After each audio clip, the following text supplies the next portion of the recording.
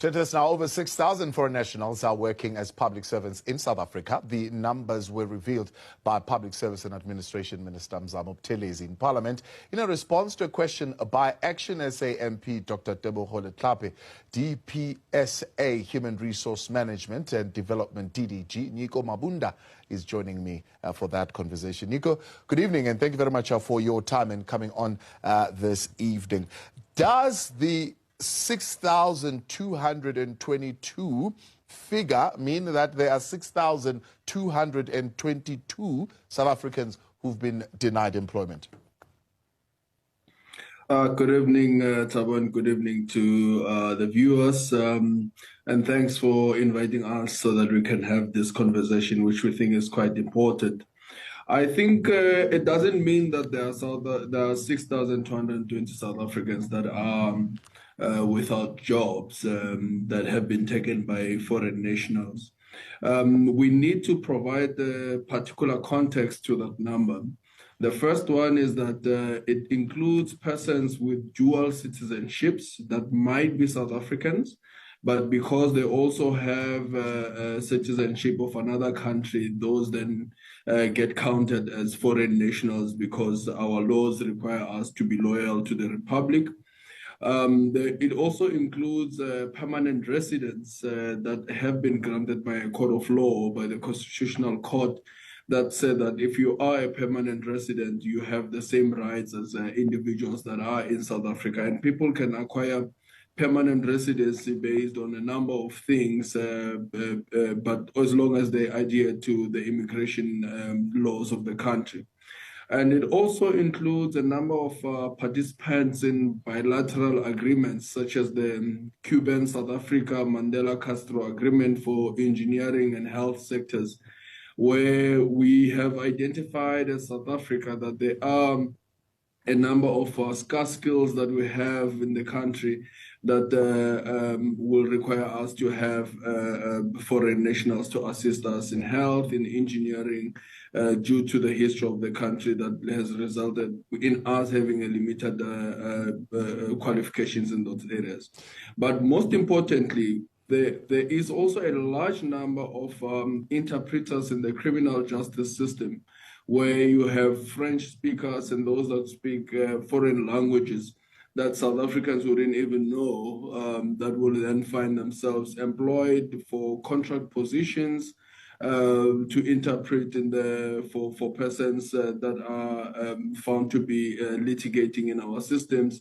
So South Africans wouldn't normally know some of those languages that would be there. So it does not necessarily mean that there are South Africans that do not have that are out of a job, but it means that there are foreign nationals that might be assisting us to achieve our developmental goals as South Africa. Yeah. So are they qualified? Are you saying all 6,220 of them are qualified in skills that South Africans do not have?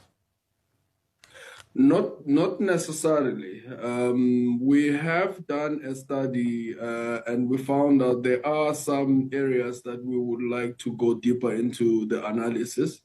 So the majority of them are persons that are in highly skilled situations, as well as in the education sector, where we have a high number of individuals from foreign nationals, or foreign nationals rather, that are teaching in scarce skills such as sciences, educating South Africans on mathematics, as well as engineering areas, especially in the further education and training colleges, the FETs.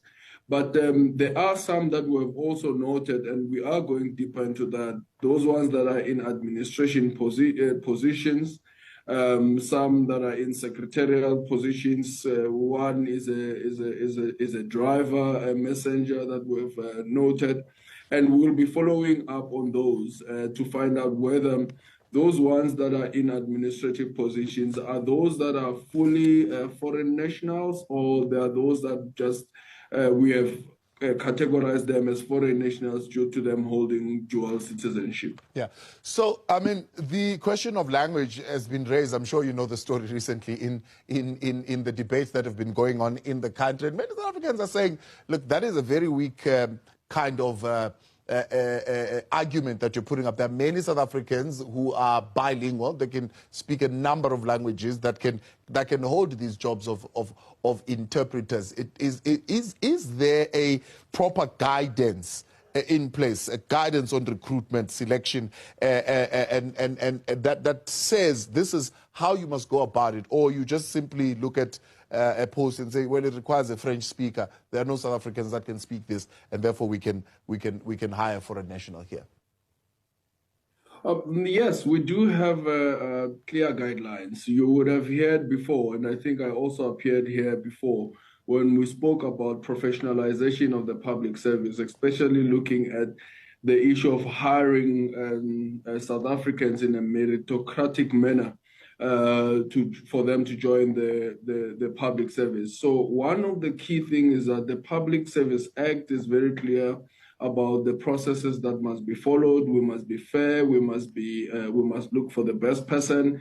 There mustn't be any interferences. And we even go deeper into the regulations that we have set. We even set out a directive earlier this year that provides guidance to the departments that we have that says, these are the processes that you must follow. There must be qualifications, there must be skills, there must be competencies, but there must also be integrity in the manner in which we recruit and the persons that we are recruiting.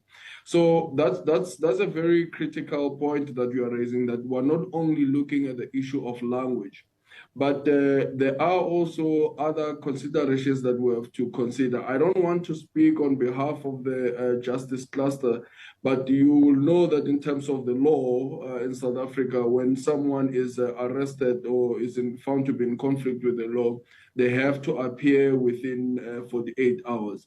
So there will be those considerations as well that the Department of Justice will have to consider to see how best they can quickly get those services that they require. And you are quite correct. We are also engaging with the academia to change the curriculum to drive them towards areas where they can start teaching lessons or courses that will assist us to deal with some of these areas. And we have made serious strides into that has resulted in us reducing the numbers that you only now see less than 0.5%, in fact, out of 1.2 million public servants across the public service. Yeah, there have been also concerns, for example, around the hiring, for example, of foreign nationals in a department like Home Affairs, and how that has impact on our porous immigration situation. People raising questions around that, whether there is quite stringent scrutiny around people who are hired in that department and what they have access to and what they are able to approve and not approve. Yes, there are obviously cybersecurity concerns, but also national sovereignty issues that we have to think about. That's why we have now revised the directive on the hiring of foreign nationals so that we are very clear on what we need. Firstly, South Africans are preferred when you come to employing in the public service. That is the first priority that we have. The second one is that when we look at the employment of foreign nationals, they must be based on the shortage of critical skills in the public service. There must be demonstration that the department has gone out and looked for those skills and they have not been able to secure those skills. But once those people become successful in their quest to join the public service, they must then also be paired with a South African so that there is a transfer of skills and there is an understanding of that they must be legal in the public service, in the Republic of South Africa. So as before an individual joins the public service, there is what we call personal suitability checks. So those tests include making sure that they have the correct papers to be in South Africa. Subscribe